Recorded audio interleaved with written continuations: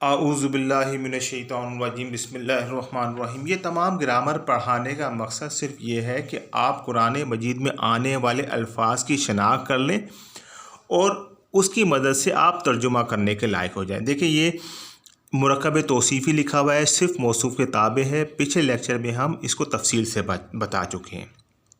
صرف موصوف کے تابع ہے چاروں لحاظ سے، لہٰذا یہ مرکب توصیفی ہے جیسا پہلے بھی پڑھا۔ آپ نے قرآن مجید میں دیکھا ہوگا الفاظ کے درمیان میں چھوٹا سا نون نہیں آتا ہے۔ حامد و الصالح مرکب توصیفی ہے، لیکن قرآن مجید میں اس کو اس طرح لکھا ہوتا ہے حامد و الصالح۔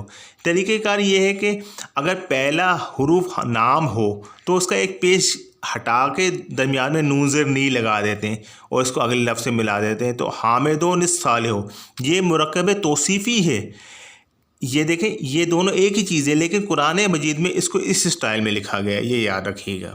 یعنی مرکب توصیفی میں پہلا اسم موصوف اگر نام ہو تو اس کا ایک پیش ختم کر کے چھوٹے سے نون سے تبدیل کر دیتے ہیں، یعنی نون نی سے تبدیل کر دیتے ہیں، اور یہ موصوف اور صرف کے درمیان میں آتا ہے جیسے اوپر تفصیل سے بیان کیا گیا ہے۔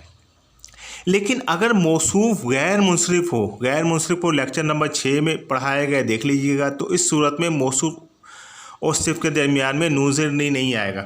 ایک چھوٹا سا ہم آپ کو اوور ویو دے دیتے ہیں منصرف غیر منصرف کا۔ حامدن حامدن حامدن ڈبل پیش آتا ہے، رفع میں 2 زبر آتا ہے الف کے ساتھ، نصب جر میں 2 زیر آتے ہیں، جبکہ غیر منصرف میں فاطمہ تو فاطمہ تا فاطمہ تا۔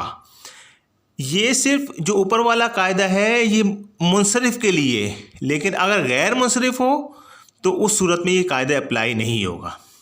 اچھا، اب ہم آپ کو لام تعریف کے قاعدے بتا دیں۔ لام تعریف کا مطلب کیا ہوتا ہے؟ اگر شروع میں الف لام لگ جائے کسی بھی چیز کے سے پہلے تو اس کے کچھ قاعدے ہوتے ہیں۔ جیسے پہلا نمبر ہے لام تعریف والے اسم کے آخر تنوین کبھی ہی نہیں لکھتے، یعنی اگر کسی لفظ کے آخر میں شروع میں اگر لام تعریف لکھا ہو تو اس کے آخر میں تنوین کبھی نہیں لکھتے۔ جیسے حسن خوبصورت، اب اس کے ساتھ الف لام لگا دیا تو الحسن نہیں ہوگا، الحسنو ہوگا، تنوین کبھی نہیں آتی الف لام جب بھی لگ جاتا ہے۔ قاعدہ نمبر 1 ہے۔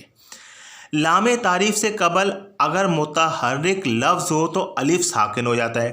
جیسے الولد و الحسن، جب متحرک لفظ ہے تو الف ساکن ہو جائے گا، یعنی کہ الف نہیں پڑھا جائے گا۔ الولد الحسن، اس میں ہم نے الف نہیں پڑھا، یقینی طور پہ آپ کو سمجھ آیا ہوگا۔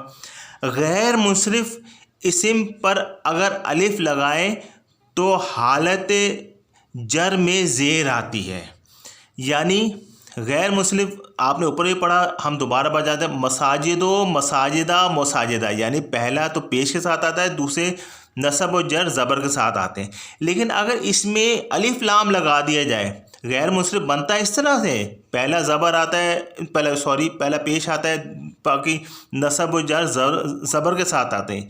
لیکن اگر اس میں وہ لگا دیا جائے الف لام لگا دیا جائے تو پہلا پیش آئے گا، دوسرا زبر آئے گا اور تیسرا زیر آئے گا۔ المساجد و المساجدہ المساجدی، یقینی طور پہ آپ کو سمجھ آیا ہوگا۔